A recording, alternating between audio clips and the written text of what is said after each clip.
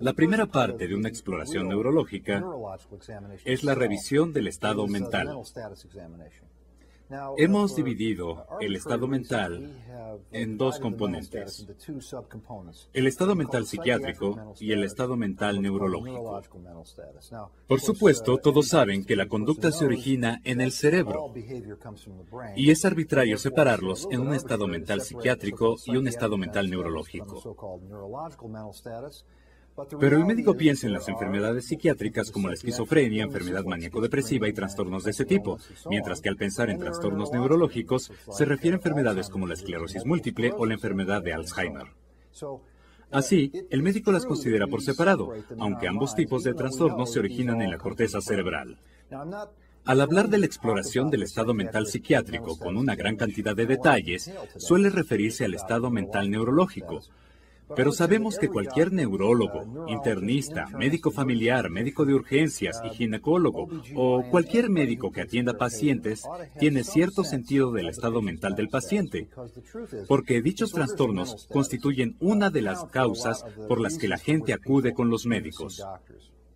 Y para un médico no psiquiatra, lo que incluye a neurólogos, internistas, médicos familiares o urgenciólogos, deben tener al menos 3 aspectos importantes en mente sobre el estado mental psiquiátrico, lo que incluye el afecto, estado de ánimo y pensamiento. Definiré brevemente estos aspectos. El afecto es el aspecto de una persona desde el punto de vista de un observador. Usted puede aprender con facilidad este aspecto al observar simplemente a la persona a la que está entrevistando, de forma que al tener una conversación con el paciente o al realizar una anamnesis, el médico está registrando cómo se observa a la persona. Está feliz, triste, con estado neutro, temerosa. A esto se refiere el estado afectivo. Como habrá pensado, esto es lo que hace un actor cuando se le pide que se comporte de cierta forma. Cuando el director le pide al actor que se vea sorprendido, podría adquirir una postura como esta. Bueno, no significa que yo sea un buen actor, pero un actor parecerá sorprendido o temeroso o cualquier otra cosa que se le pida. A esto se refiere el estado afectivo, la forma en que reacciona una persona como respuesta a una orden. El estado de ánimo se refiere a los sentimientos reales de la persona, y a lo que nos referimos con estado de ánimo es lo que conocemos como técnica de reflejo, lo que significa que el médico vigila sus propios sentimientos en presencia de un paciente al momento de realizar la anamnesis. Esto no suele enseñarse en las escuelas de medicina porque se considera políticamente incorrecto. Es decir, tener sentimientos con respecto a los pacientes. Pero es que somos seres humanos, somos médicos y tenemos sentimientos con respecto a los pacientes. Algunos pacientes nos tornan ansiosos, otros nos hacen sentir enfado, felicidad, tristeza. Esta es información y el médico está explorando el sistema nervioso. Es muy importante para el médico saber cuáles son sus sentimientos, lo que no significa que se deba actuar en ese sentido. Sería poco profesional, pero el médico debe saber que si tiene sentimientos de ansiedad en presencia de un paciente, por lo general significa que el paciente presenta ansiedad. Si el médico siente tristeza, por lo general significa que el paciente está triste. Por supuesto, todo esto depende de que el médico sea normal. El médico debe estar sano. Si el médico es una persona sana y tiene sentimientos de ansiedad, es probable que dichos sentimientos hayan sido transmitidos de alguna forma no verbal. Esto es útil. Se le pide al paciente que compare su estado afectivo con su estado de ánimo. Es decir, que el sentimiento que se percibe sobre el paciente corresponde con el aspecto. Por ejemplo, que el médico se siente triste y el paciente está triste. Que el médico se sienta ansioso y el paciente parece ansioso. Si esto no ocurre, se dice que existe una disociación entre el estado de ánimo y el afecto, lo que sugiere que hay algo incorrecto en el sistema nervioso. Podría ser una enfermedad psiquiátrica como una depresión o esquizofrenia, o una enfermedad neurológica como esclerosis múltiple o enfermedad de neurona motora. Recuerde que la enfermedad de neurona motora, que a veces denominan como pseudoafecto vulvar, presenta risa o llanto inapropiados. Se ríen cuando están tristes y el médico percibe esa tristeza. Hay una disociación entre el estado afectivo y el estado de ánimo que es muy importante reconocer. Si se encuentra con una persona con incompatibilidad del estado de ánimo y el estado afectivo, esto puede detectarse durante la interacción normal con el paciente cuando el médico se presenta y se realiza la anamnesis. Del estado mental psiquiátrico podría decirse que se refiere al proceso de pensamiento y el contenido del pensamiento. El pensamiento es un código utilizado por el sistema nervioso central para comunicarse consigo mismo en un proceso interno. Solo se puede valorar con el uso del lenguaje. El médico debe utilizar un código que se pueda comprender. Puede ser lenguaje escrito o hablado, pero debe ser un tipo de lenguaje. Así, al realizar la anamnesis, el médico analiza si lo que refiere el paciente tiene sentido. A está conectado con B y a su vez con C, o bien si algo es incorrecto en el pensamiento del paciente, ya sea que existan anomalías en el proceso de pensamiento o el contenido del pensamiento sea normal. El médico debe analizar con cuidado. ¿La historia tiene sentido? La historia debe tener sentido, de lo contrario el médico debería sospechar que está con una persona con trastorno del pensamiento. Recuerde que los trastornos del pensamiento son un problema común que inicia en personas jóvenes. No es que aparezcan simplemente. Habrá muchos pacientes que acudan a su consulta sin importar el tipo de medicina que ejerza, refiriendo síntomas que de hecho corresponden a trastornos del pensamiento, que podrían ser alucinaciones, ideas obsesivas, etc. Es muy importante que el médico las identifique. Esta información puede obtenerse con la interacción habitual con los pacientes. Alan, háblame de tu vida antes de venir a Boston. ¿De dónde vienes? He vivido en Los Ángeles, California, durante los 10 últimos años, doctor. Oh, debe ser muy diferente la vida en el noreste del país, ¿verdad? Sí, aquí es mucho más frío. Sí, debe ser. ¿Qué otras diferencias has notado? ¿Hay diferencias culturales? Sí, creo que hay diferencias entre las costas oriental y la occidental. De inmediato percibí la sensación de que en Boston existe un poco más de preocupación por la educación y también por los deportes. Sí, por cierto. Me imagino que en Los Ángeles los Lakers son muy populares, ¿me equivoco? Sí, son populares. Sin un equipo de fútbol no puede decirse que en realidad sea una ciudad muy deportiva. Cierto. En este caso hemos sostenido una conversación sobre algo que sabe el paciente. Nos enteramos de que tiene conocimiento sobre deportes, está interesado en ellos. Esto es algo de lo que se puede hablar con él. Podrían ser deportes, música o política. Cualquier cosa. No hay diferencia en tanto se le habla de algo que le interesa al paciente, no al médico. Por supuesto, esto significa que el médico tiene una vida. Tiene la necesidad de conversar con las personas, por lo que, con base a lo que comentó el paciente, podríamos preguntarle: ¿qué pasó con el equipo de fútbol de Los Ángeles? ¿Por qué no tienen un equipo de fútbol? Es una gran pregunta.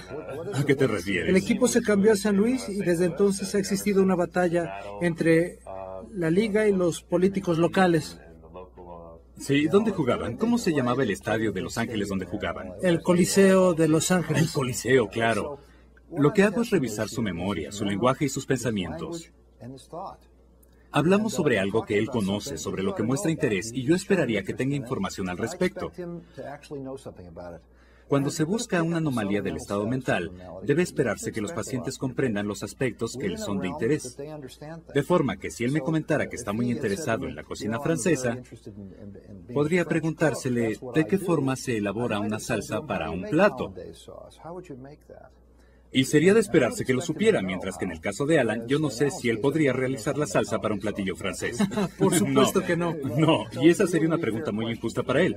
No necesariamente debe interesarse en la cocina, así que durante la interacción con el paciente, al momento de realizar la anamnesis, es necesario saber aspectos que le interesen al paciente de forma que pueda hablar al respecto sin que el paciente perciba que se está llevando una exploración neurológica. Esto también es bueno para la relación médico-paciente. Es la clase de interacción que el paciente desea tener con el médico, pero para el neurólogo, alguien interesado en el sistema nervioso central, esto es parte de la exploración y la forma en que buscamos información. Ahora lo estoy observando, sonríe en el momento apropiado, y su estado afectivo y estado de ánimo corresponden y sus pensamientos están conectados uno con otro. Podría decir que en una revisión rápida su estado afectivo, estado de ánimo y pensamientos son normales. Los sentimientos que él desencadena en mí corresponden con su aspecto. Me ha contado una historia lógica. Ahora revisemos su estado mental neurológico. El estado neurológico mental podría ser de gran complejidad y tal vez muchos de ustedes han enviado pacientes para pruebas psicológicas a un experto en pruebas cognitivas, que puede tardar varios días o podrían ser necesarios cientos de pruebas de diferentes tipos para valorar el estado cognitivo, y son tan complejas que podrían intimidar a muchos médicos. Podríamos saber dónde iniciar. ¿Cómo se deben realizar las pruebas de función cortical? Esa función cortical que nos hace seres humanos. Mencionaremos algunas formas para valorar este aspecto. La forma en que conceptualizo el estado mental es tomando en consideración 4 esferas principales de actividad. Dichas esferas se valoran de forma secuencial. En un momento mencionaré por qué las llevo a cabo de esta forma. Iniciaré con el nivel de conciencia.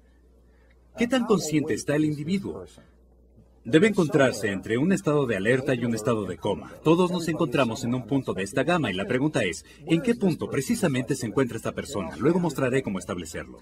Una vez que se ha decidido si la persona está consciente, casi consciente o muy bien y alerta, puede continuarse con las pruebas de lenguaje, recordando que el lenguaje es un código para comunicarnos con los demás.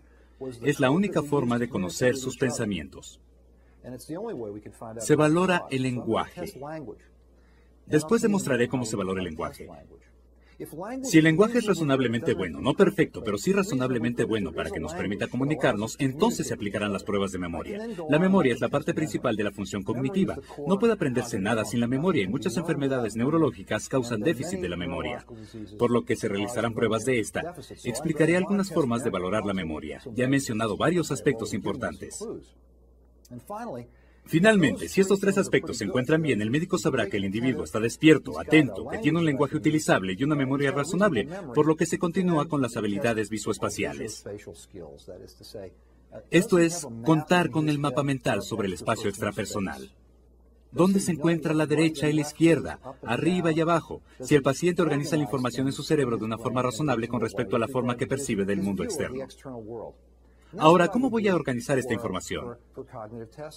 Hace años, en 1975, Marshall Folstein y su esposa Susan, junto con Paul McHugh, consideraron que los médicos no realizaban valoraciones del estado mental y crearon una herramienta que llamaron examen mini-mental.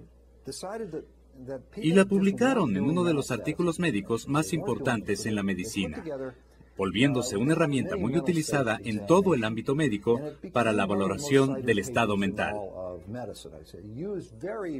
Realizaremos un examen mini-mental a Alan el día de hoy. Comentaré que la prueba no es perfecta, su sensibilidad no es perfecta ni tampoco su especificidad. Pero, personalmente, Marshall Folstein me comentó que había inventado esta prueba porque era mejor contar con algo que no contar con nada, y que era mejor contar con el examen mini-mental. Explicaré el examen mini-mental. Se puede obtener de Internet con gran facilidad. Existen muchas versiones de la prueba. Se anota el nombre del paciente y su fecha de nacimiento. ¿Cuál es tu edad, Alan? 33 años. 33. ¿Hasta qué año estudiaste? Bachillerato. Bachillerato. Son 4 años de educación media superior. Luego se anota la fecha en que se realiza el examen. Iniciemos. ¿Cuál es la fecha de hoy? 12 de diciembre de 2009. Correcto. Lo que haré es verificar que la fecha sea correcta. Es la fecha de hoy. ¿Y cuál es el mes? Ya me has respondido a esto. ¿Podrías repetirlo? Es diciembre. ¿Y el año? 2009. ¿Qué día de la semana? Es sábado. Es sábado. ¿Y qué estación del año es? Invierno. En realidad es incorrecto, es otoño. Tal vez se perciba como invierno, pero es otoño. Podría ser una pregunta difícil considerando que es 12 de diciembre. Esto resulta una posible debilidad en la realización de un examen de este tipo, pero al final demostraremos que el examen funciona bien. ¿Cómo le llamas a este sitio, el edificio en el que estamos? Hospital. Dime cómo se llama este hospital. Brigham and Women's Hospital. ¿Y en qué departamento nos encontramos? Neurología. ¿Cómo se llama esta ciudad? Boston. ¿En qué condado estamos? No lo sé, en realidad no lo sé. De acuerdo, esa es otra pregunta difícil. La mayoría olvida los condados. No es tan fácil. ¿Qué estado es este? Massachusetts. Massachusetts, ¿es correcto? Ahora pondré a prueba tu memoria. Diré 3 palabras que debes repetir y memorizar. De acuerdo. ¿Podrás hacerlo? Pelota, bandera, árbol. Repítelas. Pelota, bandera y árbol. Acabamos de valorar la memoria inmediata, que es una prueba de la capacidad de atención. El paciente es capaz de repetirlas de inmediato y deseo que las recuerde. Así que tenlas en mente, ¿de acuerdo?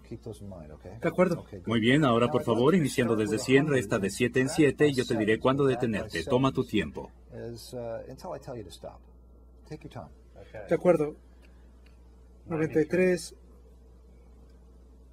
86, 79, 72, 65.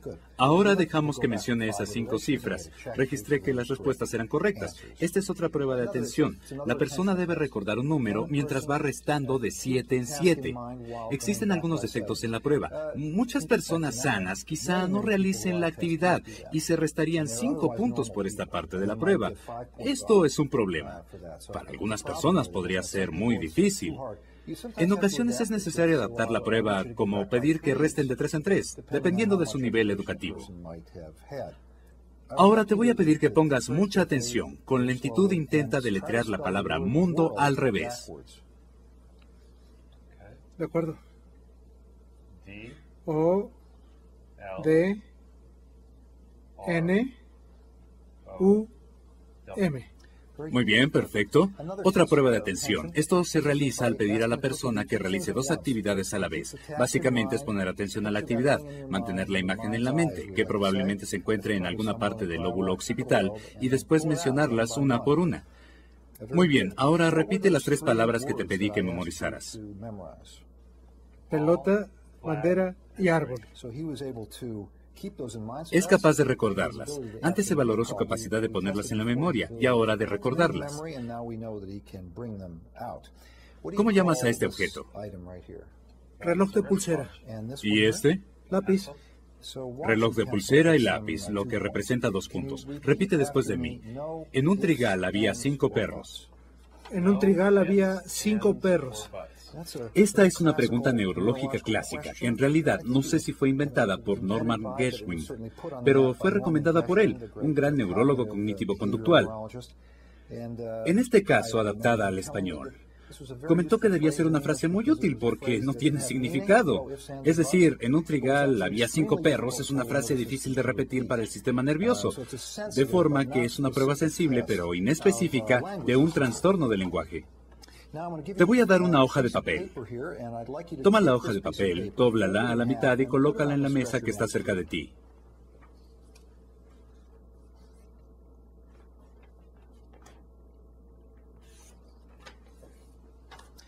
Esta es una orden en 3 pasos. Tomar la hoja de papel, doblarla por la mitad y colocarla en la mesa cercana, justo como lo hizo. A continuación, quiero que hagas lo que se menciona en la tarjeta. Tal vez no observaron eso, pero él cerró los ojos en la forma correcta. Es una orden escrita simple que valora su capacidad para leer. Representa un punto. Te voy a dar una hoja de papel y un portapapeles. Quiero que escribas una oración. Cualquier cosa que desees, una oración completa. No debería hablar mientras realice esta actividad. Si realizara la prueba, no debería interferir en forma alguna con el proceso de pensamiento, pero deseo explicar qué es lo que se valora ahora. Se desea una muestra de su escritura a mano. No solo de su escritura, sino también de su lenguaje escrito. Ya se ha valorado su capacidad para leer y ahora se valora su capacidad para escribir. Lo que se busca en la oración es que tenga sentido, que tenga un sujeto, verbo y predicado, y que sea una oración razonable. No se trata de establecer estándares muy elevados, no intentamos crear poesía, sino algo que tenga significado. Mi hijo Cassie tiene 2 años y medio de edad. Se merece la calificación completa por esta oración. Es una oración que tiene sentido, escrita de manera correcta, con el lenguaje correcto. Por último, te voy a pedir que copies estas figuras. Se puede observar que son pentágonos que se superponen. Voy a pedirle que los copie aquí, a un lado de este diagrama. En este caso se está valorando el espacio extrapersonal, su capacidad para observar una forma, para valorar el modo en que trabaja el lóbulo parietal y su sistema motor. Su mano derecha está trabajando para reproducir la imagen. No se espera un gran talento artístico. Solo se desea obtener la forma básica y el concepto de que una figura se encuentra detrás de otra. Y por esta actividad se otorga la calificación completa. Debemos restarle 2 puntos. Él pensó que era invierno cuando es otoño. Está muy cercano al invierno, pero no existen calificaciones parciales. Así que de 30 puntos posibles, se califica con 28. Se anota el número 28 justo aquí. Ahora bien, lo que deseo resaltar es que en muchos estudios que se han realizado para validar la prueba se ha demostrado que si un individuo no tiene menos de 20 puntos, no significa nada en absoluto. Aunque haya perdido un par de puntos, es claro que no tiene anomalías en el estado mental. Podría decirse que ya sabíamos que no presenta anomalías en el estado mental antes de iniciar la prueba. Hablamos con él, conversamos sobre el fútbol en Los Ángeles y me contó una historia razonable. Al realizar una buena anamnesis en la que se tiene una conversación razonable con el paciente, puede tenerse la certeza de que su estado mental es correcto, aunque algunos aspectos no deberían pasarse por alto. Por ejemplo, la persona con la que se tiene una conversación apropiada pero no es capaz de copiar el diagrama podría tener un gran problema con el lóbulo parietal, que podría no detectarse al tener una conversación casual.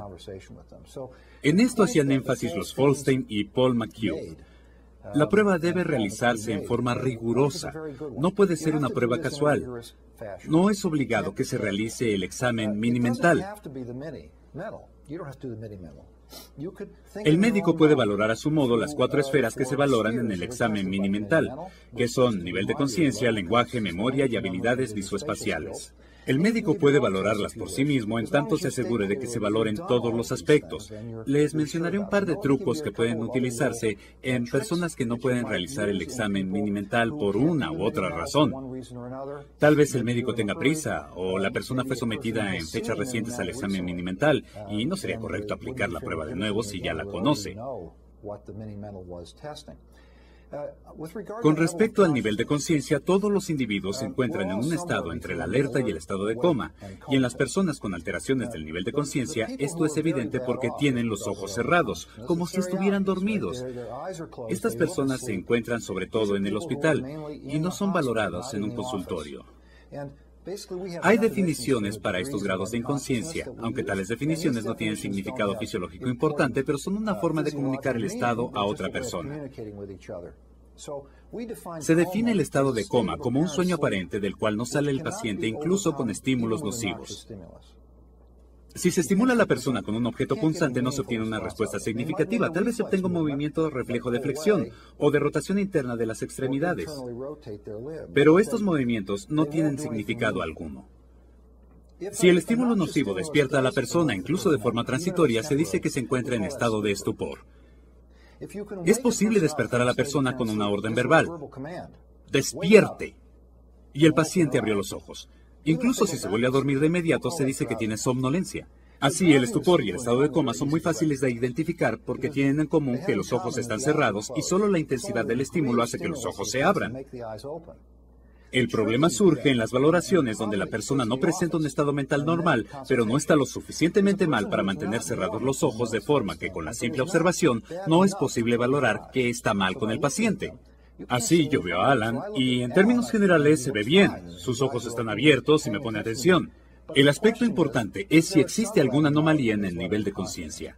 En el examen mini-mental se realizaron diferentes pruebas. Se le pidió que repitiera 3 palabras de inmediato, que deletreara una palabra al revés, que restara de 7 en 7 desde 100, y dichas pruebas indican que tiene un buen nivel de atención. En personas que no pueden realizar esto, podría pedírseles que realizaran actividades motoras en respuesta a órdenes de la forma que vamos a mostrar a continuación. Cuando yo aplauda una vez, tú aplaudirás 2 veces, ¿de acuerdo? De acuerdo. Y cuando yo aplauda 2 veces, no aplaudas. De acuerdo. A esto se le conoce como método de todo o nada. No es tan sencillo. Vamos a hacerlo. Intenta no confundirte. ¿Estás listo? De acuerdo.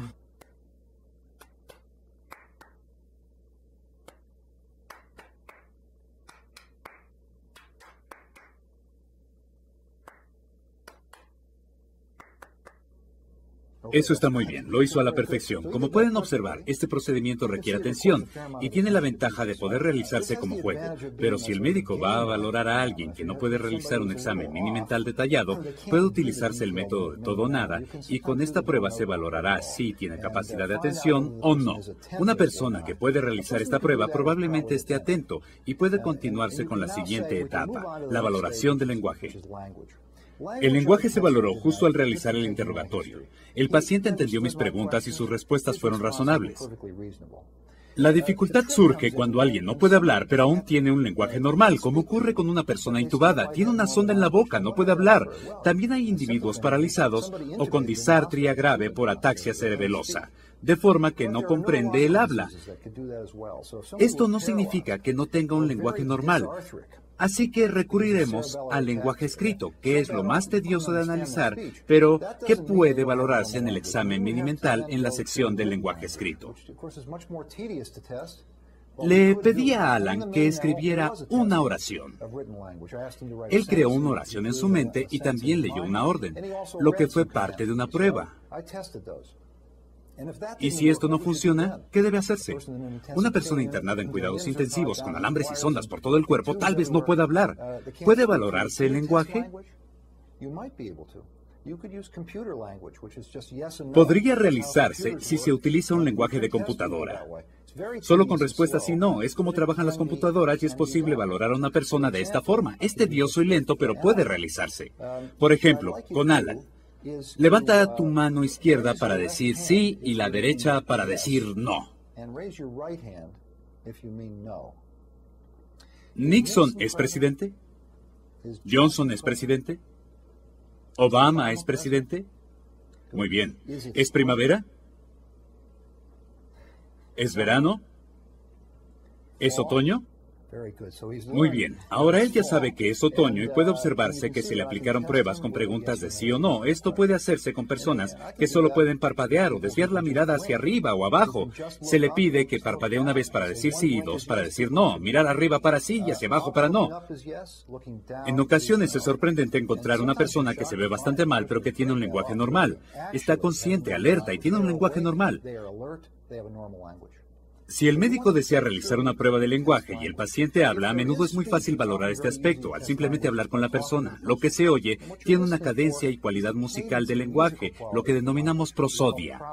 Lo que oímos suena como lenguaje. Con frecuencia intento que las personas recuerden esto. Digamos que el médico no habla el lenguaje de la persona que se valora. ¿Que habla otro idioma? ¿Podría usted reconocerlo? Si suena como lenguaje, ¿podríamos decir que la prosodia o cualidad musical son normales? Si no suena como lenguaje, podría existir un problema con la prosodia. El cerebro tiene la capacidad de hacer que se perciba como un lenguaje normal. Le daré un ejemplo. No puedo aplicar esta prueba con Alan porque él está sano. Pero si yo dijera algo así, ¿cómo está usted, señor Jones? Y el señor Jones me mira a los ojos y dice, un hispanisdisquini aquí del Scanisna Caresiri.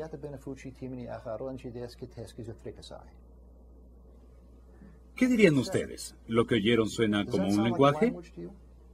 La prosodia del lenguaje tiene calidad musical del lenguaje, pero ustedes no lo comprendieron. En primer lugar, ustedes pensarían que se trata de otro idioma, pero ¿qué idioma es?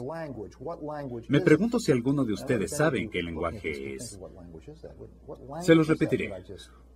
Un Spranishki Triskiniaki Deskalistieski Rasiri. Ahora que lo he repetido, algunas personas podrían decir que es ruso, que es polaco. En realidad, es de un episodio del programa de los tres chiflados. En el programa, ellos dicen que es el lenguaje de piratas. Es un episodio llamado Tres Pequeños Piratas, en el que hablan así. Es un ejemplo simpático de lo que dominamos afasia fluida. Suena como un lenguaje, pero no tiene la función del lenguaje. No transmite información de una persona a otra, y por lo tanto es una afasia fluida. Otras afasias, trastornos del lenguaje, no suenan en forma alguna como lenguaje. Yo no necesito hablar el idioma de la persona para saber que está mal. Por ejemplo, si le pregunto, ¿cómo está, señor Jones? Y el señor Jones me dice...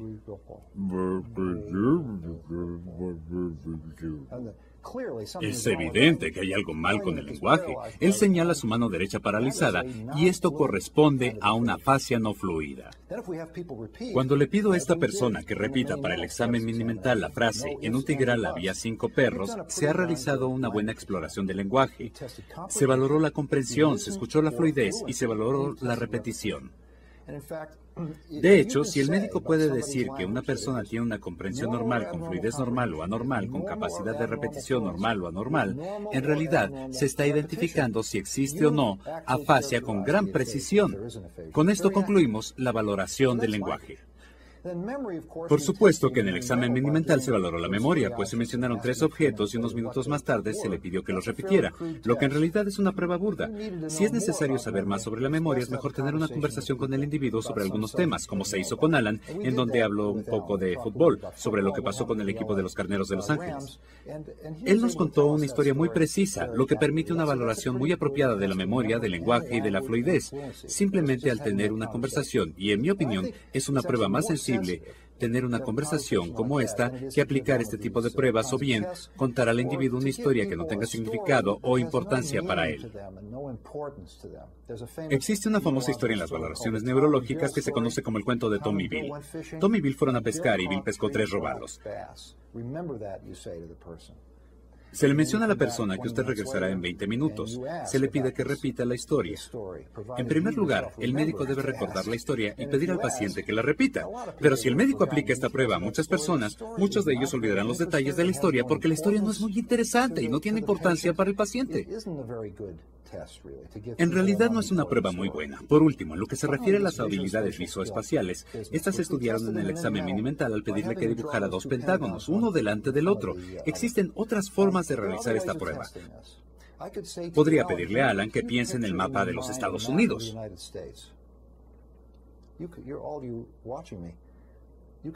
Ustedes que están viendo este video pueden hacerlo. Recurran a su memoria visual ubicada en el lóbulo occipital. ¿Podrías ubicar Boston en el mapa? Sí. ¿Puedes ubicar la ciudad de Los Ángeles en el mapa? ¿Qué dirección seguirías para llegar de Boston a Los Ángeles en ese mapa? Hacia el oeste. Correcto, directamente hacia el oeste, noroeste, suroeste. Suroeste. Poco hacia el sur, ¿no es así? De esa forma se puede observar que él creó una imagen en su mente, identificó la derecha e izquierda, norte y sur, arriba y abajo. Todos tenemos este mapa del espacio extrapersonal. Por último, para finalizar la valoración, revisaremos algo que denominaremos praxia. La praxia está estrechamente relacionada con el lenguaje. Es la capacidad de realizar actividades motoras aprendidas. La praxia equivale a la afasia. Es la incapacidad de llevar a cabo una actividad motora aprendida pese al hecho de que se cuenta con suficientes recursos para hacerlo. Se tiene función sensorial suficiente y función cerebelosa suficiente para llevarlo a cabo. El individuo puede hacerlo, pero no lo hace por alguna razón. Podría pedirse a la persona que realizar una actividad aprendida, como por ejemplo, digamos que te pido que me enseñes cómo colgarías un cuadro en la pared. Tan solo muéstrame cómo lo harías. Toma el martillo y el clavo, solo actúalo. De acuerdo. Muy bien. Veamos qué es lo que está ocurriendo aquí. Él está sosteniendo un clavo imaginario, sostiene un martillo imaginario en sus manos. Todo se encuentra en su cabeza. Está utilizando ambos hemisferios. Utiliza el hemisferio derecho para hacer esto. Y utiliza el hemisferio izquierdo para hacer esto. Tiene la idea del lenguaje y pone a funcionar ambos hemisferios. Si él no pudiera hacer esto, algo estaría mal con el lenguaje o con su capacidad de llevar esa información obtenida por el lenguaje a los sistemas motores de uno u otro hemisferio. ¿Fumas? No. ¿Alguna vez fumaste? No. De acuerdo, haz como si fumaras. Toma un paquete de cigarros. Saca un cigarrillo. Colócatelo en la boca y enciéndelo. Déjanos ver cómo lo harías. De acuerdo. Haznos creer que tienes un paquete de cigarrillos. De acuerdo. Los abriré. Tomaré uno. Pondré la cajetilla por aquí. Debes encenderlo. Está buscando un encendedor. Parece un encendedor eléctrico. Podemos ver que él nunca ha fumado. Él tiene la información en su cerebro por haber visto la televisión o tal vez haber observado a otra persona fumar. Él puede llevar esta información obtenida por el lenguaje hacia ambos hemisferios en una forma muy complicada. Existen 2 tipos de apraxias. Hay un tipo de apraxia que pareciera torpeza. Si al pedirle que me muestre cómo se utiliza un martillo y un clavo, la persona podría hacer esto. O bien podría utilizar sus manos en lugar de utilizar un martillo imaginario, golpeando con su mano el objeto de esta forma rara. Y si le comentara, no, hágalo de esta forma, eso no sería de utilidad. Continuaría haciéndolo de esta forma o utilizaría otro tipo de método que tampoco fuera correcto. Esto se conoce como apraxia ideomotora. El individuo tiene la idea correcta, pero no puede realizarla de una manera normal. Parece torpe y al enseñarle la manera correcta la situación no mejora, lo que se conoce como apraxia de ideación, que es una apraxia más real donde la idea es equivocada. De la forma que si se le dice al paciente que usted desea colgar un cuadro en la pared y que le muestre cómo lo haría, la persona hace esto. que no tiene relación. Está mal por completo. Y si en ese caso le dijera, no, hágalo de esta forma, en ese caso la persona hace esto. Entonces, al darle la idea, puede realizarlo, pero no tiene la idea inicial. La idea se ha perdido. Esto se denomina apraxia ideomotora, que se ubica en una posición más anterior del encéfalo, mientras que la apraxia de ideación se encuentra en una región más posterior. Esto nos da un indicio de cómo pensar sobre la apraxia. Es muy importante porque puede comportarse como una parálisis. Una persona podría pensar en hacer cosas y no poder hacerlas porque perdió el programa. Por eso la apraxia se comporta como una parálisis. Por último, recordaremos que no puede tenerse una apraxia para algo que no se ha aprendido. Por ejemplo, la marcha. La marcha no es una conducta aprendida. Al nacer no tenemos la capacidad de caminar, pues no contamos con suficiente mielina en el sistema nervioso central, que no tiene la madurez suficiente sino hasta el primer año de edad, tal vez unos cuantos meses antes. Un niño se pone de pie y empieza a caminar. No necesita observar a otras personas caminar, no debe enseñárseles la forma de caminar. Simplemente caminan cuando el sistema nervioso está listo. Así que, si se pierde la capacidad de caminar, no podemos decir que se trate de una apraxia. He oído a varios médicos decir que un paciente tiene apraxia de la marcha, lo que tal vez sea un uso incorrecto del término. La razón por la que soy tan insistente es porque el término tiene un uso. Deberíamos utilizarlo en cierta forma. No tiene sentido hablar de apraxia de la marcha cuando nos referimos por apraxia a la pérdida de una función aprendida, pese a que existe una buena función motora, sensorial y de coordinación. Espero que este video les haya mostrado un método práctico para realizar la exploración del estado mental en el consultorio.